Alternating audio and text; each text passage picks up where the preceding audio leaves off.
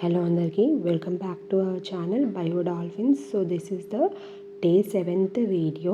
మనము seated September 2026ని target చేసి video start చేసాం కదా.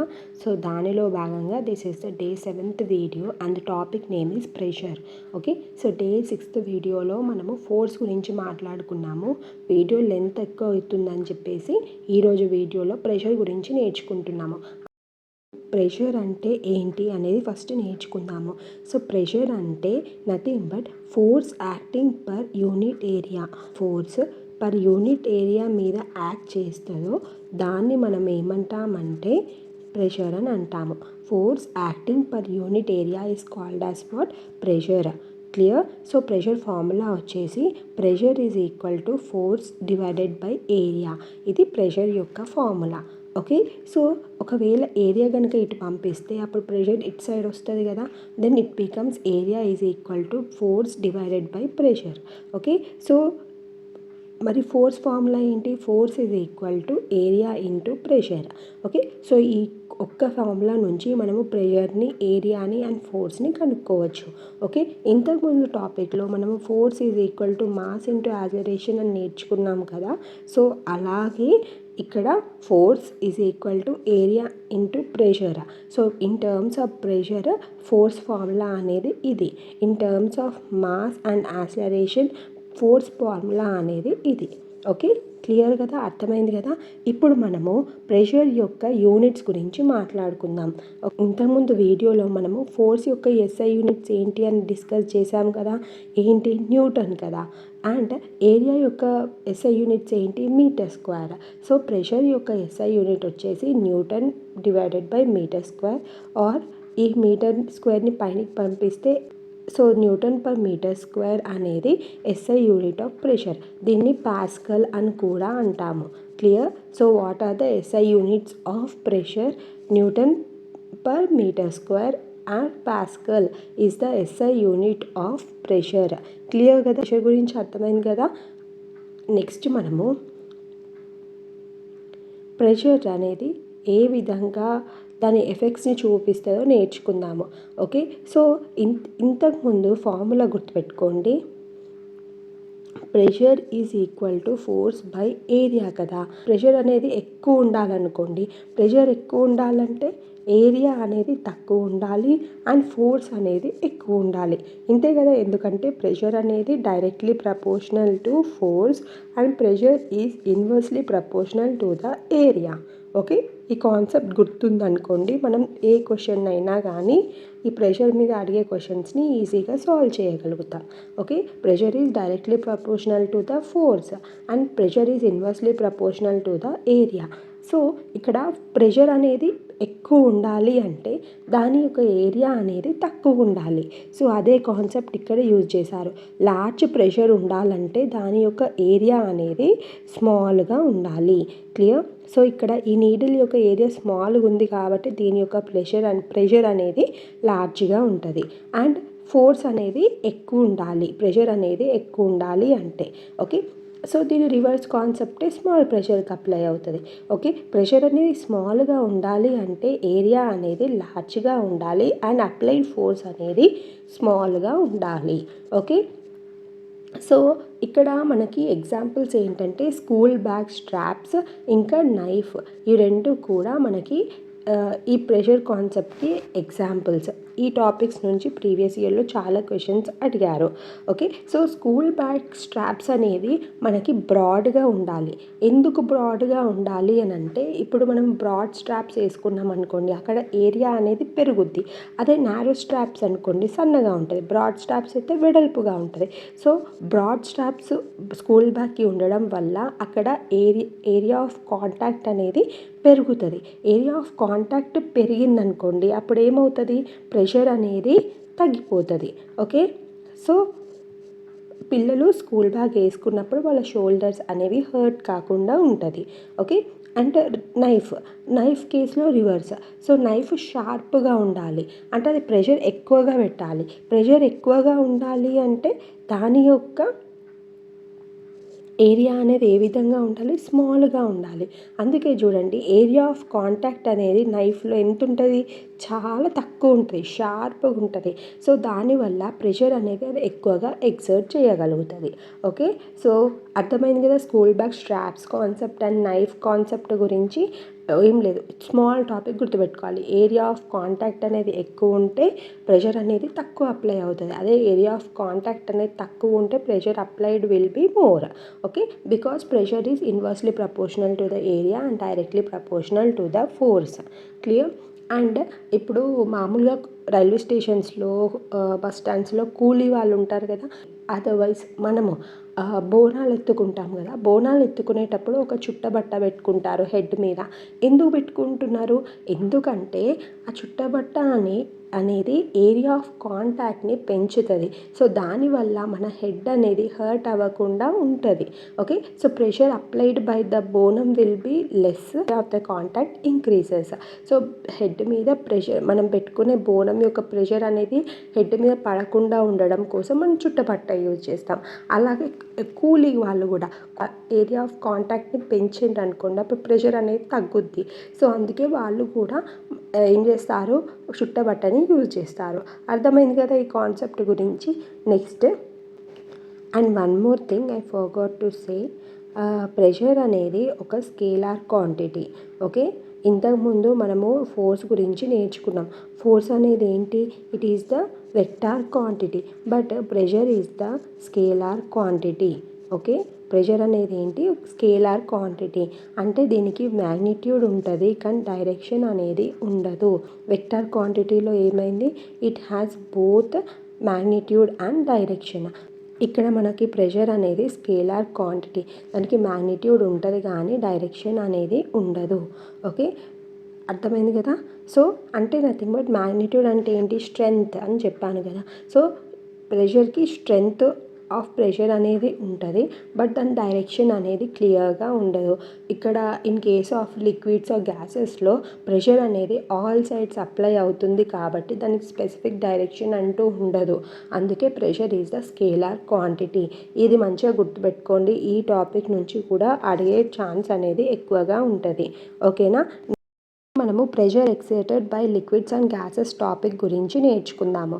ఓకే, సో ఇక్కడ ఒక సిలిండర్ ఇచ్చారు. ఈ సిలిండర్లో మనకి 3 హోల్స్ అనేవి చేసాము. దాన్ని మనము 1, 2, 3 అని నేమింగ్ ఇచ్చుకున్నాము. ఓకే, సో ఈ సిలిండర్లో వాటర్ పోసిన తర్వాత ఈ సిలిండర్ యొక్క డెప్త్ అనేది ఇంక్రీజ్ అవుతున్న కొద్దీ దీని యొక్క ప్రెషర్ అనేది ఇంక్రీజ్ అవుతుంది. ఓకే, సో డెప్త్ ఇంక్రీజ్ అవుతున్న కొద్దీ ప్రెషర్ ఇంక్రీజ్ అవుతుంది. సో క్వశ్చన్ ఎలా అడుగుతారంటే, ఇట్లా హోల్ చేసినప్పుడు ఏ హోల్ నుంచి వాటర్ అనేది దూరంగా పడుతుంది అనేది క్వశ్చన్. ఓకే, సో ఇక్కడ అబ్జర్వ్ చేయండి, ఏ హోల్ నుంచి వచ్చే వాటర్ అనేది దూరంగా పడుతుంది? 3rd హోల్ నుంచి వచ్చే వాటర్ అనేది దూరంగా పడుతుంది compared to the first and second whole. ఎందుకు? ఇక్కడ డెప్త్ అనేది ఇంక్రీజ్ అవుతుంది కాబట్టి ఈ బాటంలో ఉన్న హోల్ దగ్గర ప్రెషర్ అనేది ఎక్కువగా ఉంటుంది. ప్రెషర్ అనేది ఎక్కువగా ఎక్సర్ట్ అవుతుంది కాబట్టి ఈ హోల్ నుంచి వచ్చిన వాటర్ అనేది దూరంగా పడుతుంది. సో దీనికి ఎగ్జాంపుల్ బిల్డింగ్స్. సో అపార్ట్మెంట్స్ తీసుకోండి. సో అపార్ట్మెంట్స్లో సపోజ్ 3 ఫ్లోర్స్ ఉన్నాయనుకోండి, 1st floor, 2nd floor and 3rd floor. So ఈ 3 ఫ్లోర్స్లో ఉన్న వాళ్ళల్లో ఏ ఫ్లోర్లో ఉన్న వాళ్ళకి వాటర్ సప్లై అనేది మంచిగా ప్రెషర్ తోటి వస్తుంది? 1st ఫ్లోర్లో ఉన్న వాళ్ళకి. ఎందుకు? ఇక్కడ అపార్ట్మెంట్ పైన ట్యాంక్ అనేది ఉంటుంది. ఈ ట్యాంక్ నుంచి వాటర్ని కిందికి పంపించేటప్పుడు సో ఏమవుతుంది? ఈ 1st ఫ్లోర్లో ఉన్న వాళ్ళు కింద ఉంటారు, బాటంలో ఉంటారు కాబట్టి pressure exerted will be more on the 1st floor. అందుకే 1st ఫ్లోర్లో ఉన్న వాళ్ళకి వాటర్ అనేది ప్రెషర్ తోటి వస్తుంది. 1st ఫ్లోర్ వాళ్ళకి వాటర్ ట్యాంక్లో వాటర్ తక్కువ ఉన్నప్పటికీ వాటర్ అనేది వస్తుంది. అండ్ ప్రెషర్ అనేది ఈ 3 ఫ్లోర్స్లో కంపేర్ చేస్తే 1st ఫ్లోర్ వాళ్ళకి ఎక్కువ ఉంటుంది. ఓకేనా? అర్థమైంది కదా. Pressure increases with depth. Next, pressure acts in all direction. Pressure అనేది అన్ని డైరెక్షన్స్లో అప్లై అవుతుంది. ఇది ఎలా చెప్పొచ్చు? ఈ చిన్న యాక్టివిటీ త్రూ చెప్పొచ్చు. ఒక ప్లాస్టిక్ బ్యాగ్ తీసుకున్నారు. ఆ ప్లాస్టిక్ బ్యాగ్కి స్మాల్ హోల్స్ చేశారు. ఓకే, సో అలా స్మాల్ హోల్స్ చేసిన తర్వాత ఆ ప్లాస్టిక్ బ్యాగ్ని ఇట్లా స్క్వీజ్ చేస్తే వాటర్ అనేది అన్ని డైరెక్షన్స్ నుంచి బయటకు వస్తుంది. ఓకే, సో దీని అర్థం ఏంటి? ప్రెషర్ అనేది అన్ని డైరెక్షన్స్లో యాక్ట్ చేస్తుంది అనేది మనకు అర్థమైంది. ఓకే, ఇంకొక చిన్న యాక్టివిటీ ఉంది ఇక్కడ చూడండి. ఇక్కడ ఒక సిలిండర్ తీసుకున్నారు. ఈ సిలిండర్ కింద మనకి ఒక బెలూన్ని అటాచ్ చేశారు. ఓకే, సో వాటర్ లెవెల్ అనేది ఇక్కడ ఉంది. నెక్స్ట్ కేసులో ఏమైంది? ఈ సిలిండర్ లోపల వాటర్ని పోర్ చేశారు. సో వాటర్ లెవెల్ అనేది పెంచుతున్న కొద్దీ కింద ఏమైంది? బెలూన్ అనేది బల్జ్ అయింది. వాటర్ పోస్తున్న కొద్దీ ప్రెషర్ అనేది బెలూన్ మీద యాక్ట్ అవుతుంది. బెలూన్ అనేది బాటంలో ఉంది. సో పైనుంచి వాటర్ యాడ్ చేస్తుంటే ప్రెషర్ అనేది ఎక్కడ ఎగ్జర్ట్ అవుతుంది? Bottom of the cylinder. Okay, so అర్థమైంది కదా ఈ 3 యాక్టివిటీస్. ఇంకొక టైప్ ఆఫ్ క్వశ్చన్ కూడా అడిగారు. ఏంటంటే ఒక వాటర్ బాటిల్ తీసుకోండి. ఈ వాటర్ బాటిల్లో ఫస్ట్ ఒక హోల్ చేశారు. ఆ హోల్ మీద థంబ్ పెట్టి ఈ వాటర్ బాటిల్ లోపల వాటర్ని నింపారు. Then closes the cap of the bottle tightly. What will happen when she removes the bottle యొక్క కెపాసిటీ నింపిన తర్వాత ఈ వాటర్ బాటిల్ పైన క్యాప్ని పెట్టేసి ఈ థంబ్ని రిమూవ్ చేశారు. అప్పుడు ఏమవుతుంది? వాటర్ అనేది ఈ హోల్ నుంచి బయటికి వస్తుందా రాదా అనేది క్వశ్చన్. ఒక నిమిషం థింక్ చేయండి. ఈ హోల్ నుంచి వాటర్ అనేది వస్తుందా? రాదు. ఎందుకంటే ఈ హోల్ ఎందుకు అనేది తెలుసుకుందాము. ఈ హోల్ నుంచి వాటర్ అనేది బయటికి ఎందుకు రాదంటే ఈ వాటర్ బాటిల్ లోపల ఉన్న ప్రెషర్ కన్నా బయట ఉన్న ప్రెషర్ అనేది ఎక్కువగా ఉంటుంది. సో బయట ప్రెషర్ అనేది ఎక్కువగా ఉండడం వల్ల ఏమవుతుంది? మనం థంబ్ రిమూవ్ చేయంగానే ఈ హై ప్రెషర్ అనేది పోయి ఈ హోల్ని బ్లాక్ చేస్తుంది.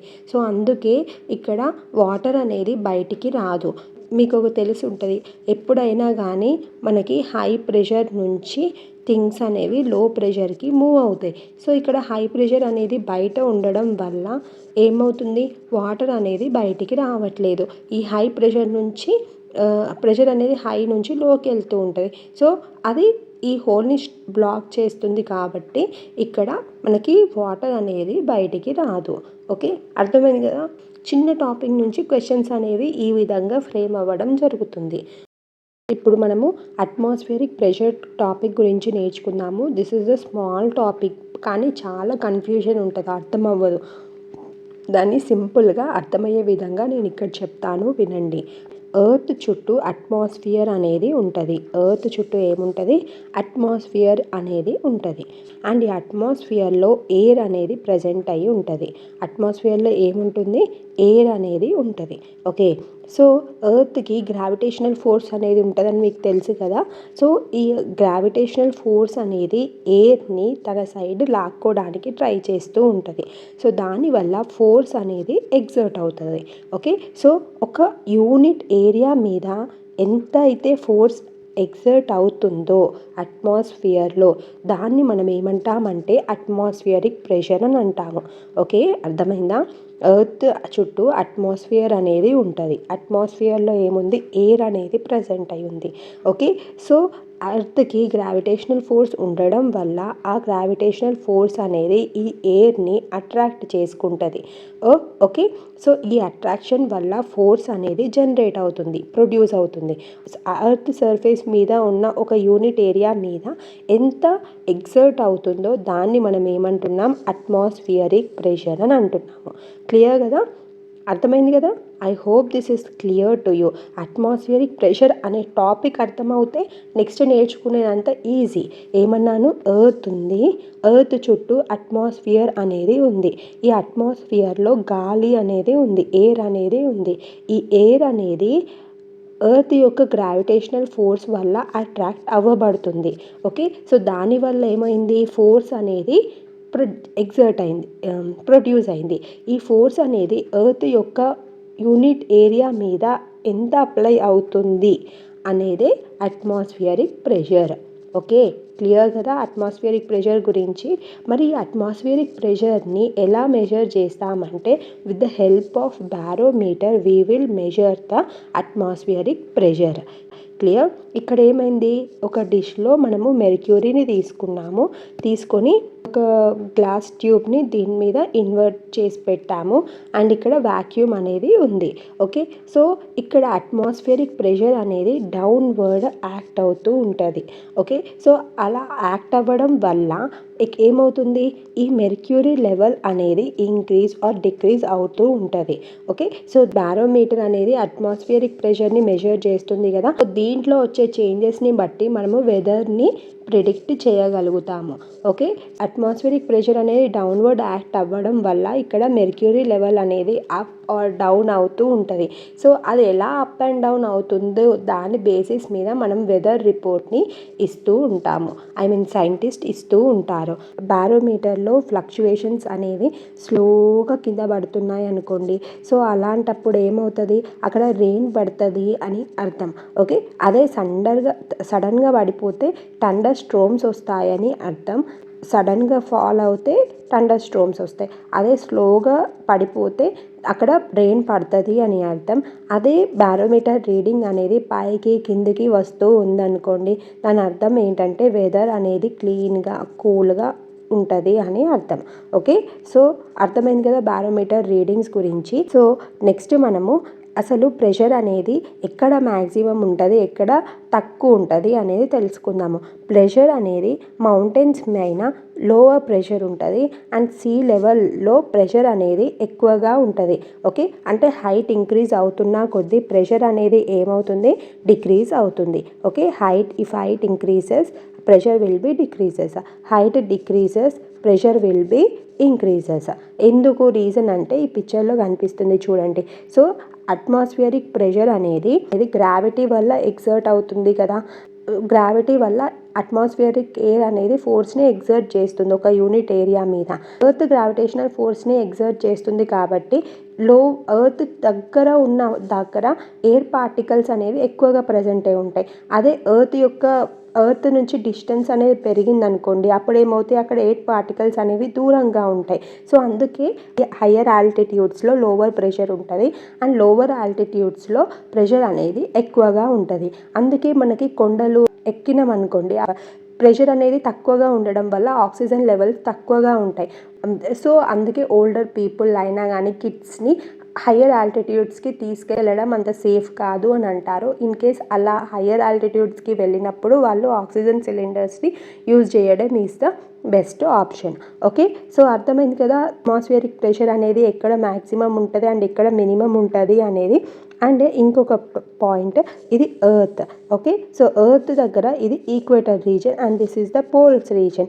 సో ఎర్త్ ఈక్వేటర్ రీజన్ దగ్గర మనకి అట్మాస్ఫియరిక్ ప్రెషర్ అనేది ఏ విధంగా ఉంటుందో తెలుసుకుందాము. ఓకే, అట్మాస్ఫియర్లో ఈ ఈక్వేటర్ రీజన్లో టెంపరేచర్ అనేది ఎలా ఉంటుంది, ఎక్కువగా ఉంటుంది కంపేర్ టు ద పోల్స్ రీజన్లో టెంపరేచర్ అనేది తక్కువగా ఉంటుంది. సో టెంపరేచర్ ఎక్కువగా ఉండడం వల్ల ఏమవుతుంది, ఎయిర్ అనేది ఎక్స్పాండ్ అవుతుంది కదా. సో ఎయిర్ అనేది ఎక్స్పాండ్ అయ్యిందనుకోండి, అప్పుడు పార్టికల్స్ అనేవి ఇలా దూరంగా వెళ్ళిపోతాయి. సో అలా దూరంగా వెళ్ళిపోవడం వల్ల ఇక్కడ అట్మాస్ఫియరిక్ ప్రెషర్ అనేది ఏ విధంగా ఉంటుంది, తక్కువగా ఉంటుంది compare to the poles. So ఇక్కడ టెంపరేచర్ అనేది లోగా ఉండడం వల్ల ఎయిర్ ఎక్స్పాన్షన్ అనేది జరగదు. ఎయిర్ ఎక్స్పాన్షన్ అనేది జరగకపోవడం వల్ల ఇక్కడ ఎయిర్ పార్టికల్స్ దగ్గరగా ఉంటాయి. సో దట్ అట్మాస్ఫియరిక్ ప్రెషర్ అనేది ఎక్కువగా ఉంటుంది పోల్స్ రీజన్లో. అర్థమైంది కదా. So this is all about the pressure topic. Next మనము బయోయెంట్ ఫోర్స్ గురించి నేర్చుకుందాము. ఓకే, సో అసలు బయోయెన్సీ అంటే ఏంటి అనేది ఫస్ట్ తెలుసుకుందాం. ఇక్కడ ఒక బీకర్ తీసుకున్నాము. ఈ బీకర్ లోపల వాటర్ అనేది ఉంది.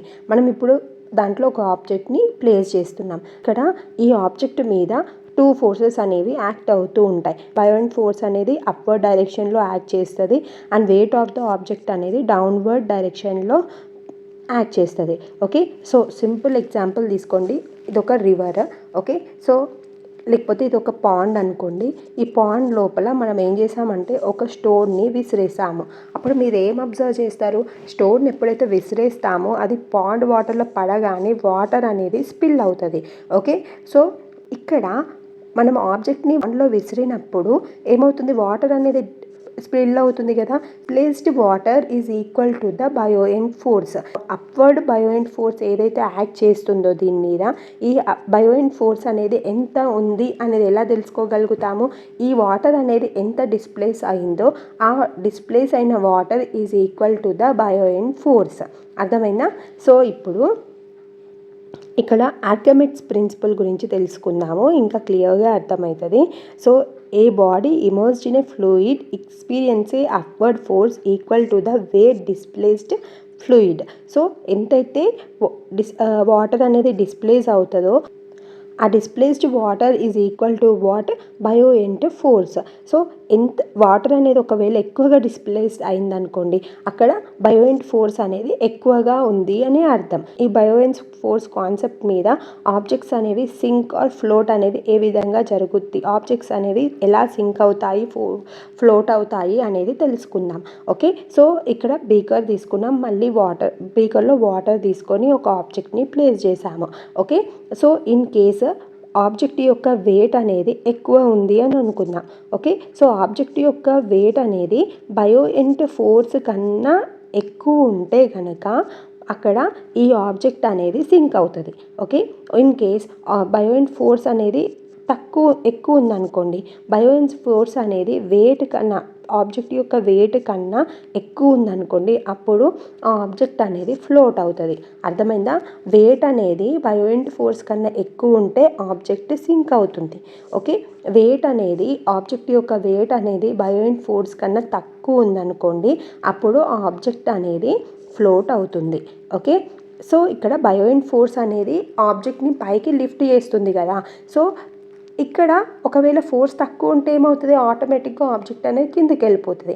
అదే ఆబ్జెక్ట్ మీద కింద నుంచి ఫోర్స్ అనేది తక్కువ ఉందనుకోండి, అప్పుడు ఏమవుతుంది? ఆ ఆబ్జెక్ట్ అనేది పైన ఫ్లోట్ అవుతూ ఉంటుంది. అర్థమైంది కదా? ఫోర్స్ అనేది ఒక ఆబ్జెక్ట్ని సింక్ ఆర్ ఫ్లోట్ అనేది ఏ విధంగా చేస్తుంది అనేది. సో దీని బేసిస్ మీదనే మనకి షిప్స్ని తయారు చేస్తూ ఉంటారు. ఓకే, నెక్స్ట్ మనము డెన్సిటీ టాపిక్ గురించి నేర్చుకుందాము. So what is density? Density is equals to mass per volume. Okay, so ఇక్కడ ఈ పిక్చర్ చూడండి. ఇప్పుడు ఇక్కడ ఒక క్యూబ్ ఉంది. సో ఈ క్యూబ్లో పార్టికల్స్ అనేవి తక్కువగా ఉన్నాయి, అంటే దీని డెన్సిటీ అనేది తక్కువగా ఉంది అని అర్థం. ఇక్కడ ఏమైంది?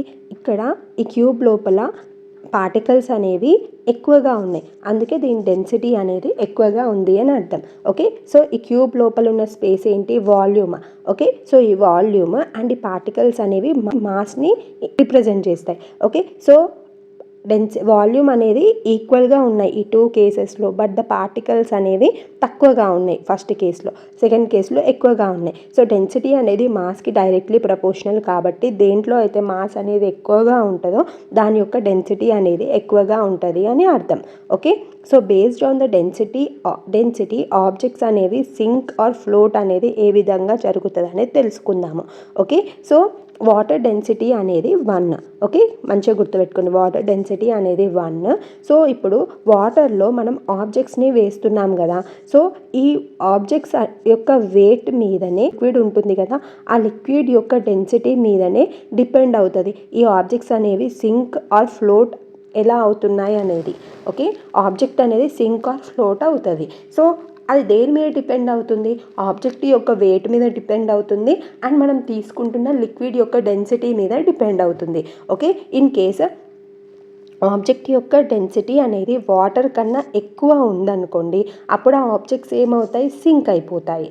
ఓకే, మనం తీసుకుంటున్న వాటర్ యొక్క డెన్సిటీ కన్నా మనం వేస్తున్న ఆబ్జెక్ట్ యొక్క డెన్సిటీ అనేది ఎక్కువగా ఉందనుకోండి, అప్పుడు ఆ ఆబ్జెక్ట్ అనేది సింక్ అయిపోతుంది. ఓకే, ఇన్ కేస్ ఒకవేళ మనం తీసుకుంటున్న వాటర్ కన్నా వేస్తున్న ఆబ్జెక్ట్ యొక్క డెన్సిటీ అనేది తక్కువ ఉందనుకోండి, అప్పుడు ఏమవుతుంది? ఆబ్జెక్ట్ అనేది ఫ్లోట్ అవుతుంది. ఓకే, సో మనం వేస్తున్న ఆబ్జెక్ట్ యొక్క డెన్సిటీ అనేది వాటర్ కన్నా తక్కువ ఉందనుకోండి, అప్పుడు ఆబ్జెక్ట్ అనేది ఫ్లోట్ అవుతుంది. అదే మనం తీసుకుంటున్న ఆబ్జెక్ట్ యొక్క డెన్సిటీ అనేది వాటర్ కన్నా ఎక్కువ ఉందనుకోండి, అప్పుడు ఆ ఆబ్జెక్ట్ అనేది సింక్ అవుతుంది. అర్థమైంది కదా డెన్సిటీ కాన్సెప్ట్ గురించి. సో ఈ డెన్సిటీ కాన్సెప్ట్ యూజ్ చేసి ఆబ్జెక్ట్స్ అనేవి సింక్ ఆర్ ఫ్లోట్ ఏ విధంగా జరుగుతున్నాయి అనేది అర్థమైంది. సో ఈ టాపిక్ని బేస్ చేసుకొని ఎగ్జామ్లో క్వశ్చన్స్ అనేది అడుగుతారు. ఓకే, ఈ కాన్సెప్ట్ అర్థమవుతే మనము క్వశ్చన్స్ అనేవి ఈజీగా సాల్వ్ చేయగలుగుతాము. క్లియర్? సో నెక్స్ట్ వీడియోలో ఫ్రిక్షన్ టాపిక్ గురించి నేర్చుకుందాము. ఈ వీడియో కనుక మీకు హెల్ప్ఫుల్ అయితే తప్పకుండా వీడియోని లైక్ చేయండి. మీ లైక్స్ నాకు మోటివేషన్ ఇస్తాయి ఇంకా మంచి వీడియో చేయడానికి. Thank you so much for watching this video. Let's meet in the next video. Until then bye.